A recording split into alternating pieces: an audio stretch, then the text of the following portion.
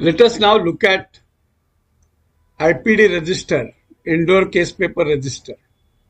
Now, every hospital will have IPD register, barring ophthalmic unit. For non-ophthalmic, this register is a compulsory thing.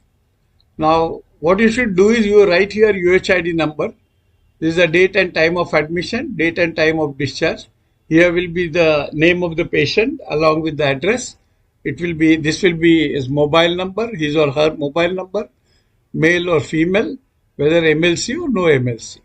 Here you can write provisional and final diagnosis. This is a place for nature of professional services rendered.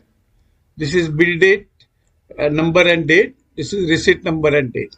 Now this is a very interesting column which is brought by or remarks. Now let's not use this for brought by.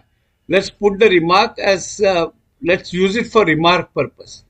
Now in this column you should write if there is a DAMA, that is discharge against medical advice, or there is a transfer to other hospital, or the patient has died.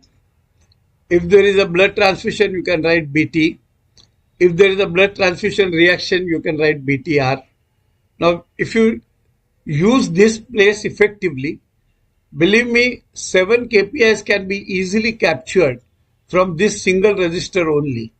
And this will make your life very easy while going for the audit of NABH or any other body. This video is brought to you by Team Guardgill for training purposes. For more such videos, please contact us. Thanks for watching.